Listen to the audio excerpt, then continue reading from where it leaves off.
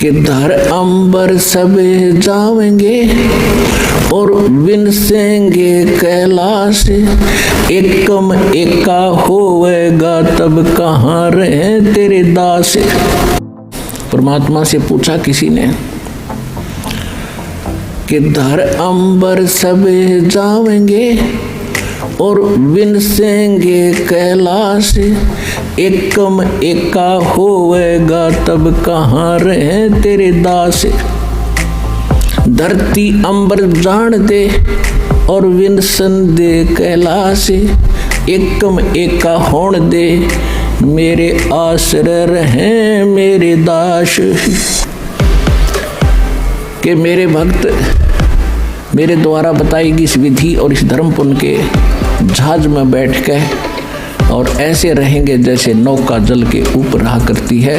ये धर्म के कारण ये विनाश में नहीं आएंगे, चाहे तीनों लोकों का भी नाश बेशक हो जाए। माता के पास में वो ज्ञान नहीं था, जब कह रहा है उस तत्वदर्शी संतों के पास जा, उस ज्ञान को तो तत्वदर्शी ज्ञानियों के पास जाकर समझ, उनको भली भांति दंडवत प्रणाम करके उनकी सेवा करने से और कपट भाव छोड़कर, मन में दुविधा रहती है ना, उसे छोड़ के सरलता पूर्वक प्रश्न करने से वे परमात्म तत्व को भलीभांति जानने वाले ज्ञानी महात्मा तुझे उस परमात्म तत्व का देश देंगे। फिर हमें आगे बता रहा है, हमें शास्त्र विधि के अनुसार ही करना है, शास्त्र विधि के अनुसार ही करने से हमारा कल्याण हो सकता है। अब देखो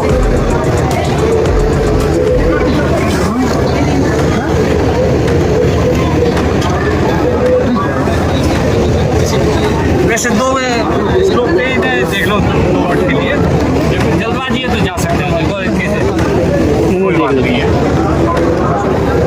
देखो जो पुरुष शास्त्र विधि को त्याग कर अपनी इच्छा से मनमाना आचरण करते हैं वे नहीं तो सिद्धि को प्राप्त होते हैं, नहीं परम गति प्राप्त होती है, नहीं सुख प्राप्त होगा, नहीं उनको कोई सुख प्राप्त होता है।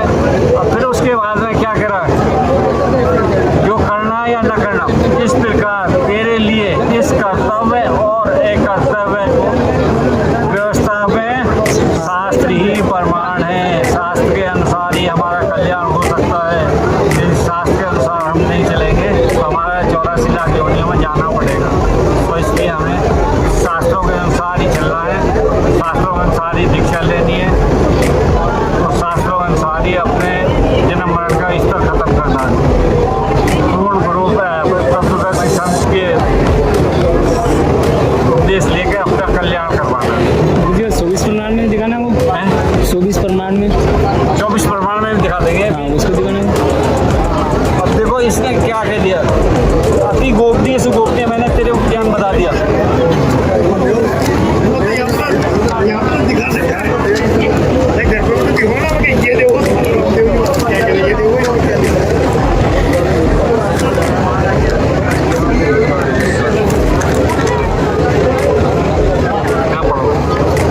इस प्रकार गोपनीय सो अति गोपनीय, जो उसके अंदर छिपा हुआ राज था, इस प्रकार गोपनीय से अति गोपनीय ज्ञान मैंने तुझे कह दिया।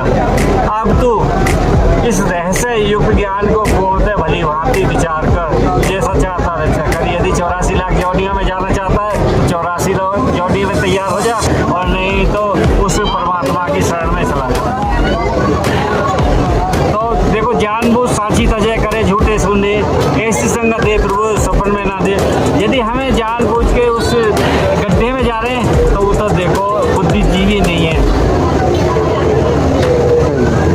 घर में आग लगी है और केविन में कुआं खोद के पानी बुझा दूंगा, तो ऐसा भी काम नहीं हो सकता।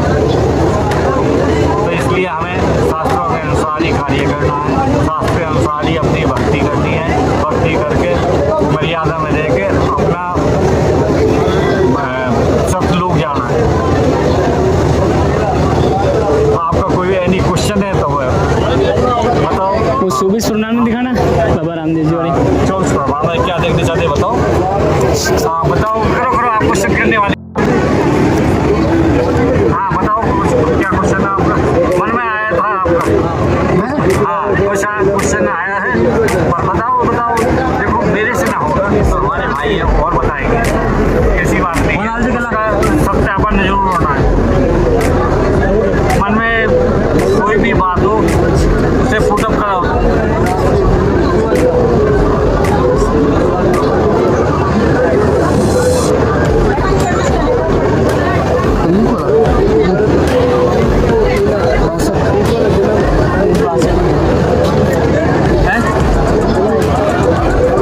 ये तो इनके से जो बताएंगे।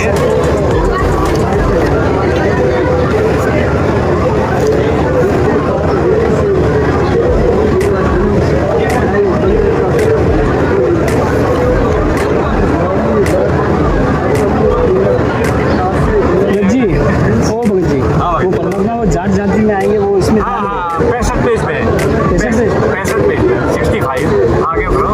हाँ, एकदम में पलटोगे तो फिर कैसे आ जाएगा। हाँ, ये नगर कोर्ट में जाट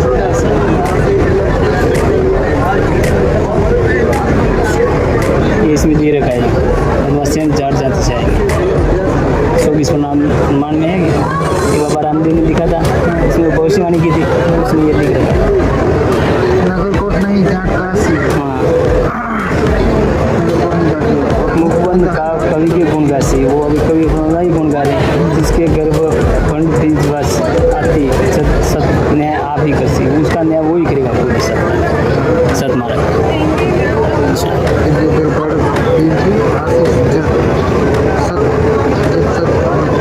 आज जाट जाति में कोई संत नहीं है, दूसरी बात कोई संत रामबाण